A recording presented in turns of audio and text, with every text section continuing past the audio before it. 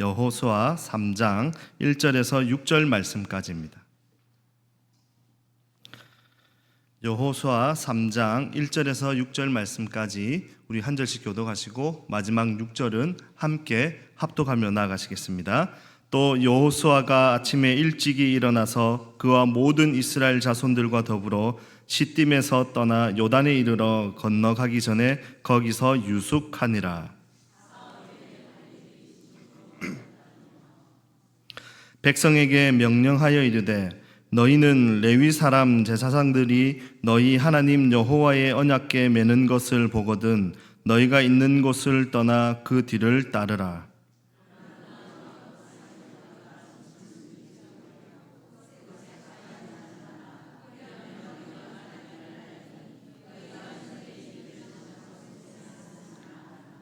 여호수아가 또 백성에게 이르되 너희는 자신을 성결하게 하라.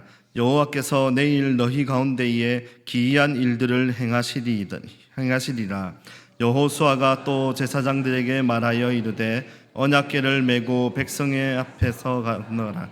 곧 언약궤를 메고 백성의 앞서 나아가니라. 아멘. 인생의 여정을 지나다 보면요, 종종 건너기 싫어도 건너야 할 강들이 있습니다. 이스라엘 민족도 늘 이제 새로운 역사를 시작할 때마다 장애물과 같은 강을 건너야만 했습니다. 일반적인 생각으로는 선택받은 그 민족은 모든 삶의 그 여정이 만사형통인 것처럼 느껴질 수도 있습니다. 하지만 하나님께서는 이스라엘 민족을 선택하셨음에도 불구하고요, 삶의 그 여정 가운데 매번 시험을 치르게 하셨습니다. 애굽의 노예로 있던 그 이스라엘을 하나님은 출애굽을 시키시고 그 과정 가운데 모세라고 하는 지도자를 세우셨습니다.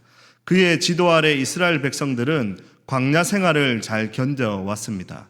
그들을 이끌던 지도자 모세가 죽고요, 이제 새로운 2대 지도자 여호수아가 이스라엘 백성들을 이끌게 되었습니다. 그들은 긴 광야의 길에 그 생활을 마치고 마침내 가나안 땅에 입성하기 위해서 진군하기 시작을 합니다. 그런데 그들 앞에 가로막고 선 그 벽이 있었죠. 바로 오늘 우리가 보고 있는 요단강입니다. 당시에 오늘날처럼 다리가 있었던 것도 아닙니다. 수많은 백성들이 탈 수 있는 그 배가 있었던 것도 아니었습니다. 더욱이 이 15절을 보게 되면 그들이 강을 건너야 하는 시기는요, 곡식 거두는 시기다라고 이렇게 말씀하고 있습니다. 여호수아서 3장 15절에 말씀합니다. 요단이 곡식 거두는 시기에는 항상 언덕에 넘치더라. 궤를 맨 자들이 요단에 이르며 궤를 맨 제사장들의 발이 물가에 잠기자라고 말씀합니다. 곡식을 거두는 시기에는요, 물이 언덕에 넘칠 정도로 강이 불어난다라고 이렇게 말씀하고 있는 겁니다.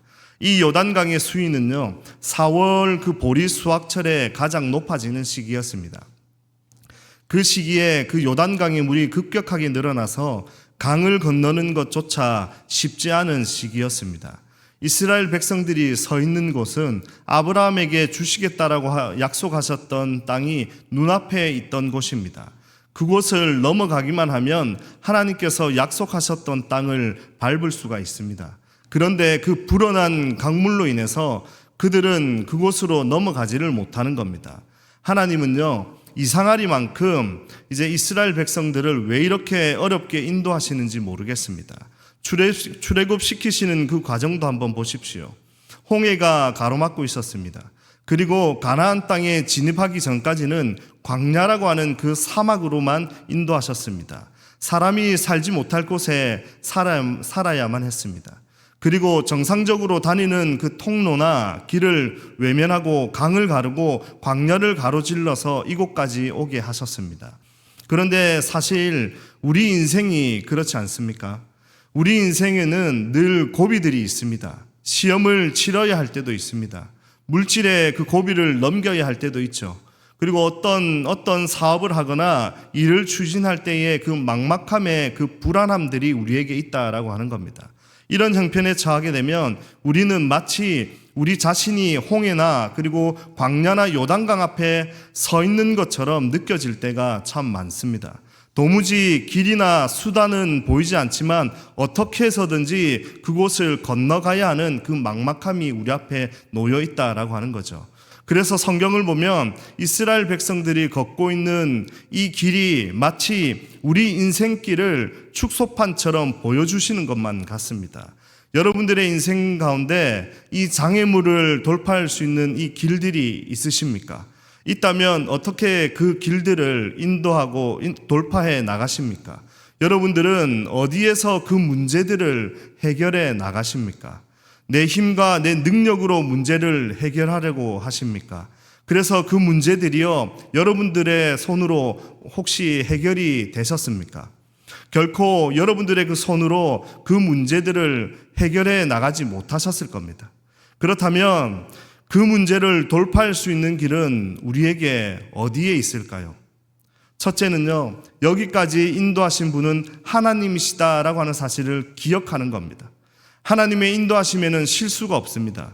이 상황이 우리에게는 생소할지 모르겠지만요, 하나님 편에서는 생소하지가 않습니다. 우리에게는 사망의 음침한 골짜기처럼 보이고 있지만 높이 계신 하나님의 눈에는 이 길이 그냥 푸른 초장으로 가는 이제 지름길입니다. 하나님께서 인도하셨다는 그 믿음이 우리에게 필요한 거죠. 여기까지 우리를 인도하신 분은 하나님이시기 때문에 우리의 문제들을 하나님께서 책임져 주실 것이다 라고 하는 그 믿음이 우리에게 필요하다라고 하는 겁니다. 그리고 둘째로 반드시 문제를 해결해 나갈 길은 있다라고 하는 그 확신을 가지고 살아가는 것입니다. 하나님은 홍해라는 그 엄청난 그 장애물을 뚫고 길을 내심으로 이스라엘 백성들을 출애굽시키셨습니다. 광야라고 하는 그 악조건에서 반석에서 샘을 내시고 만나와 메추락이라고 하는 그 하늘 양식으로 이스라엘 백성들을 먹이셨습니다. 바벨론 포로되었던 그 이스라엘 백성들을요, 해방시키실 때는 사막의 그 시온의 대로를 만드심으로 불가능 상황을 정면 돌파하셨습니다. 지금 우리 앞에 요단강이 가로막고 있지만 하나님께서는 어떻게 해서든지 우리에게 그 길을 만들어 주실 분이십니다. 4절을 한번 보십시오. 후반부에 너희가 행할 길을 알리니 너희가 이전에 이 길을 지나보지 못하였음이라 하니라. 처음 가는 길이다라고 하는 겁니다. 우리를 가로막는 그 거대한 장벽에 부딪힌 그 막막한 상황이지만 하나님께서는 우리가 알 수 없는 그 기이한 방법으로 이제까지 그 누구도 가보지 못했던 길로 우리를 인도하시겠다라고 하는 겁니다. 이런 하나님의 모습을 보면서요, 여러분들은 어떤 생각이 드십니까? 늘 실패한 그 경험들 때문에 늘 우리 앞에 놓인 문제로 인해서 마음이 무너져 내리는 걸 경험하면서 하나님은 아무 길도 내실 수 없다라고 생각하며 살아가십니까?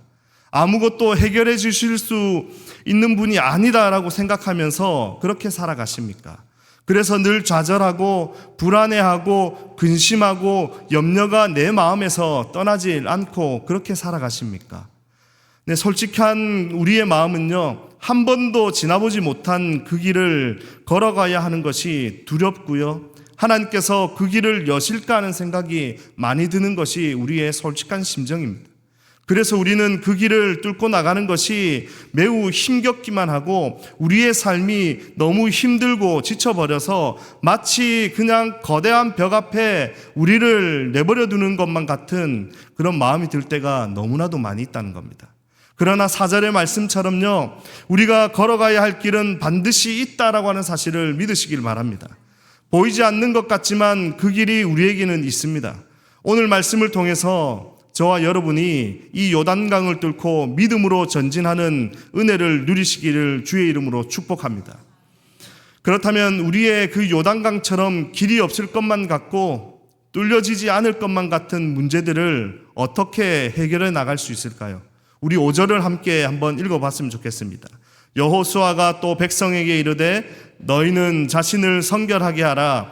여호와께서 내일 너희 가운데에 기이한 일들을 행하시리라. 첫 번째로 요구되는 것이 스스로 성결케 하라라고 하는 명령입니다. 거룩하고 깨끗하라라고 하는 명령을 내렸습니다. 여러분, 그런데 이상하지 않습니까? 강을 건너야 하는 상황입니다. 뭐가 필요합니까? 강을 건너려면 배가 필요합니다. 아니면 다리가 놓여 있어서 다리로 건너야 됩니다. 그리고 아니면 최대한 얕은 곳을 찾아서 그렇게 걸어가야 되는 겁니다. 그럼 하나님께서 어떤 명령이 우리에게 내려져야 되는 겁니까? 배를 만들어라, 혹은 다리를 세워라, 혹은 그리고 얕은 곳을 찾아봐라 라고 이렇게 이야기하는 것이 정상입니다. 그런데요, 왜 이런 명령을 내리셨을까요? 이스라엘 백성들에게 성결케 하라는 이 말씀은 깊은 영적인 그 의미가 담겨 있다는 겁니다. 인간적인 욕구를 자제하고 율법에 어긋난 행동들을 하지 말라라고 하는 것이죠. 인간의 이 거룩함이란 자신의 그 마음과 행동의 전 존재를 하나님의 말씀에 온전히 순복하는 것입니다. 요단강을 건넌 이후에 본격적으로 정복 전쟁이 일어나게 되죠. 하나님께서는요, 여호수아의 그 가나안 전쟁에서 승리할 수 있는 그 비결을 군사력이나 경제력이 아니라 바로 성경에 달려 있음을 말씀하셨습니다. 즉 이제 말씀을 지킬 때 승리할 수 있다라고 하나님께서는 말씀하셨습니다. 그 말씀을 따라서 거룩함을 지키면 모든 전쟁에서 이기겠다라고 말씀하셨죠. 그런데 이 성결이 깨지면 여호수아는 전쟁에 패배하고 이스라엘은 국가적인 망신을 당하게 되는 겁니다. 가나안의 그 첫 번째 점령 전쟁이었던 여리고성을 쉽게 차지할 수 있었던 이유는요, 철저하게 하나님 말씀에 순종하면서 성결했기 때문에 이기는 것이 가능했던 겁니다. 곧이어서 벌어진 그 작은 아이성 전투에서는 어떻게 되었습니까? 패배하고 말았습니다. 왜 무너졌습니까? 이스라엘 공동체의 성결이 무너졌기 때문에 그런 겁니다. 여리고성은 첫 성으로 하나님께 드려진 성입니다. 하나님은요, 모든 전리품을 하나도 취하지 말 것을 그들에게 명령하셨죠. 아간의 불순종과 범죄로 공동체의 성결이 무너져 버렸습니다. 그 결과 처참한 패배에 이르게 되었습니다. 여러분, 우리가 살아가는 세상은요, 영적 전쟁이 일어나는 곳입니다. 전쟁터입니다. 이 전쟁터에서 우리가 살아가야 하는 겁니다. 그렇다면 왜 우리에게 이 전쟁이 주어지는 것일까요? 사사기 3장을 보게 되면 하나님께서 늘 전쟁을 준비하라라고 이렇게 말씀하고 있습니다.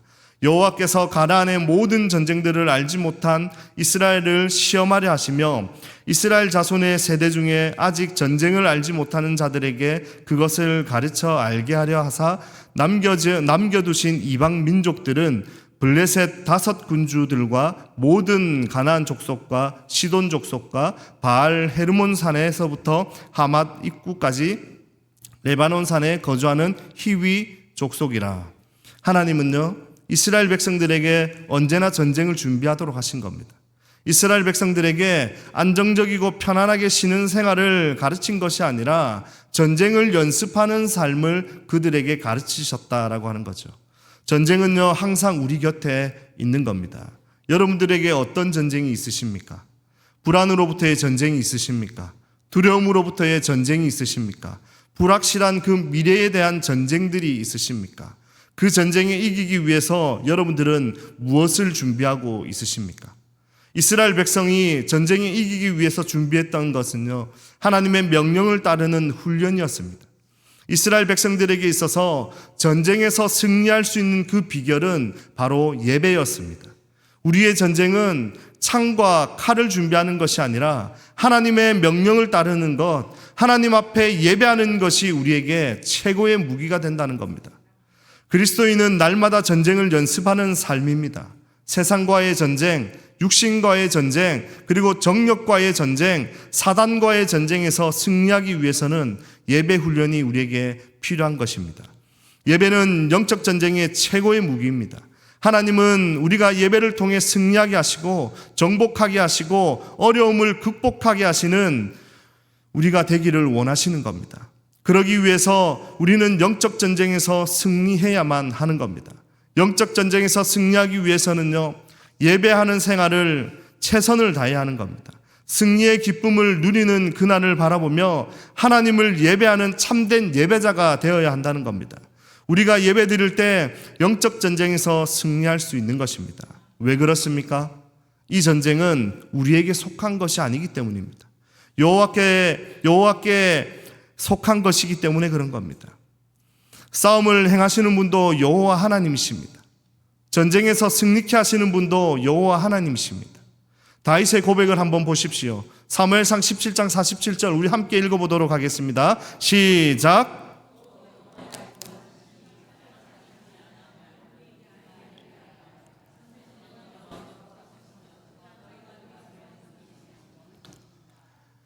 다윗이 거대한 골리앗 앞에 섰을 때의 일입니다.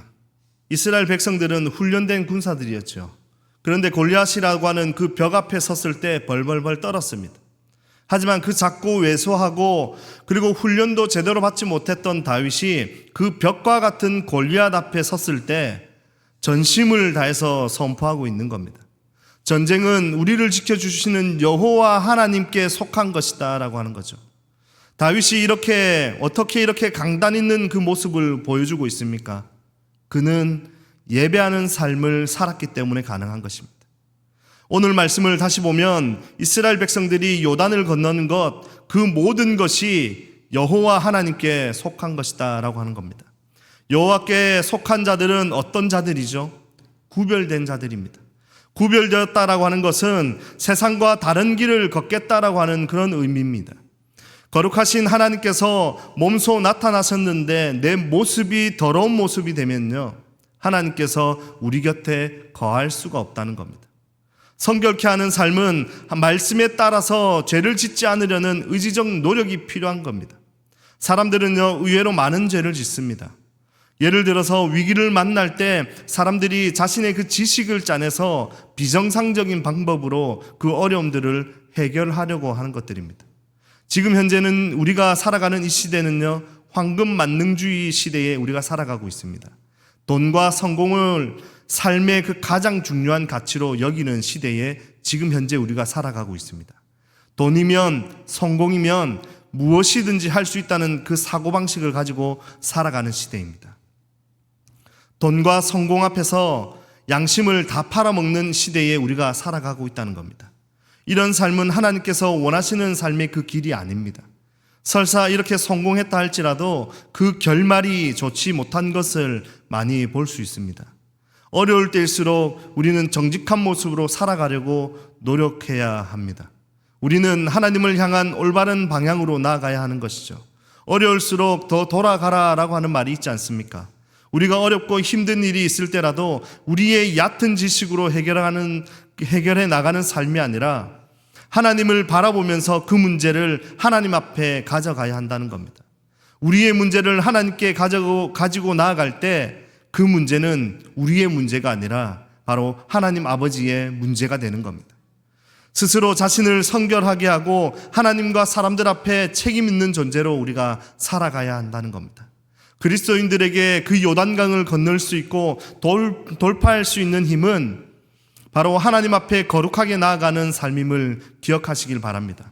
그렇다면 어떻게 그 거룩하게 돌파하며 나아가는 그 삶을 우리가 살아갈 수가 있습니까? 바로 언약궤를 쫓아가는 겁니다. 오늘 말씀의 그 핵심입니다. 3절을 우리가 함께 읽도록 하겠습니다.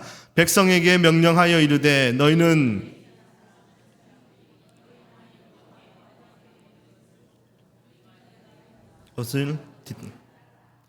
그리고 6절에서 또 말씀합니다. 여호수아가 또 제사장들에게 말하여 이르되 언약궤를 메고 백성의 앞서 건너라 하매 곧 언약궤를 메고 백성의 앞에 앞서 나아가니라. 언약궤가 앞장설 때에 일어나는 일이 무엇입니까? 그게 바로 16절에서 나오고 있습니다. 16절 말씀입니다.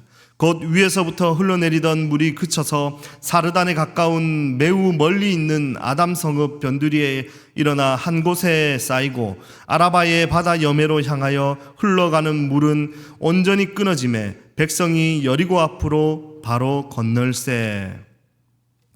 제사장들이 언약궤를 메고 요단강을 밟자 요단강이 갈라지기 시작을 하는 겁니다. 위에서 흘러내리던 물이 그치고요, 마치 댐처럼 그 위쪽에 물이 쌓이기 시작을 하는 겁니다. 아래로는 물길이 끊어지고 바닥이 이제 드러났습니다. 언약궤를 맨 제사장들이 요단강 한가운데 서 있는 동안에 마른 땅이 되었다라고 이야기를 하는 겁니다. 백성들은 그 언약궤를 바라보면서 강을 건넜습니다. 그리고 그 언약궤를 메고 요단을 나오자 그쳤던 물이 다시 흐르며 강이 되었습니다.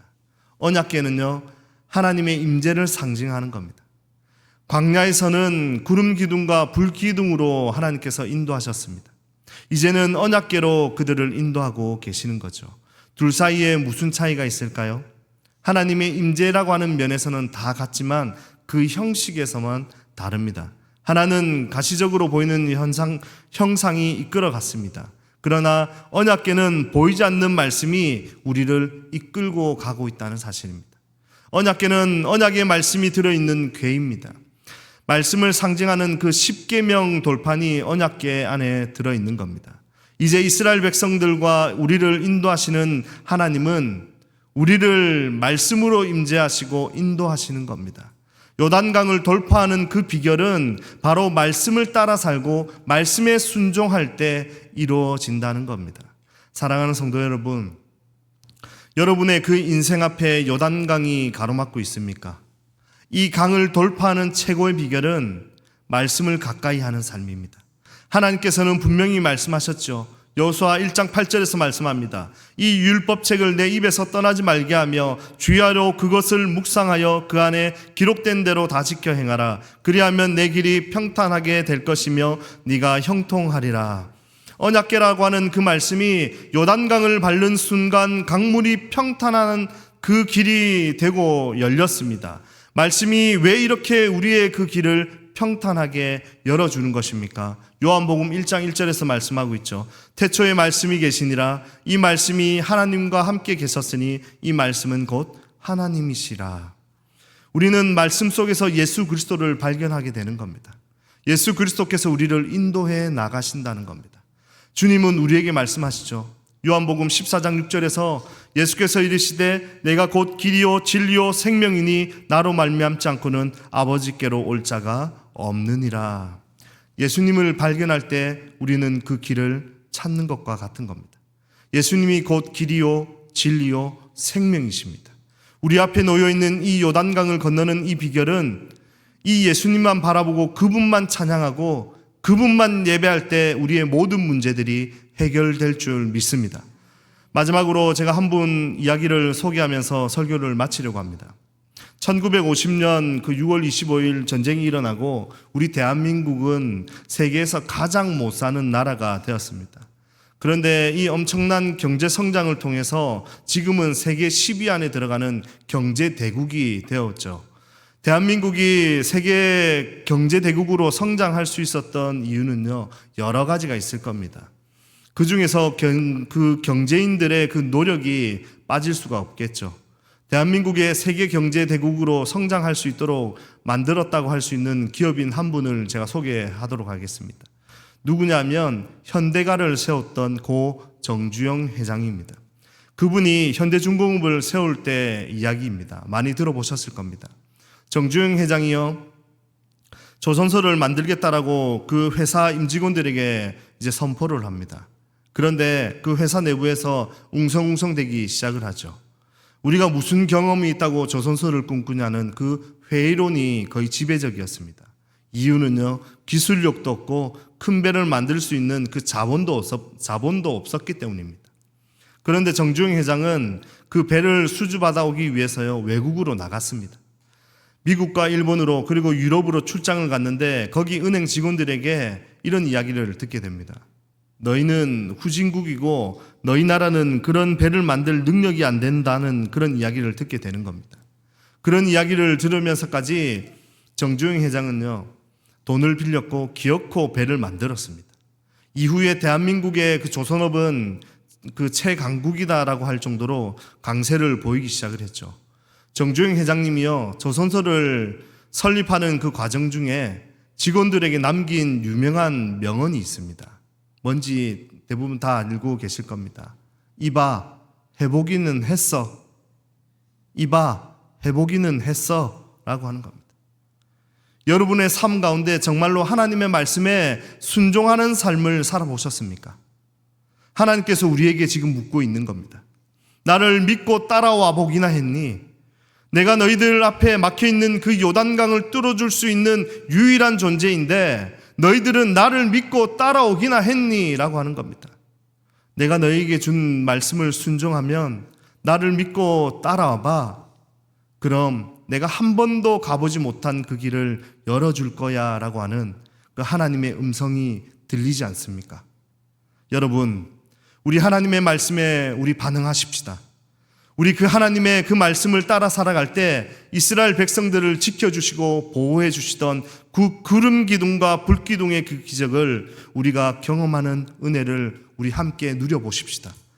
우리가 하나님의 말씀을 믿고 신뢰하며 그 막힌 벽이 뚫어지는 은혜가 무엇인지 우리 함께 경험하며 나아가십시다. 정말 그 여러분들의 삶 가운데 요단강을 가르시는 하나님의 은혜를 경험하시기를 축복합니다. 보이지 않던 그 길이 하나님을 믿고 나아갈 때, 하나님을 예배하며 나아갈 때 그 길은 열리게 될 줄 믿습니다. 하나님께서 주시는 그 크고 놀라운 은혜를 경험하는 우리 성도님들 되시기를 주의 이름으로 축원드립니다.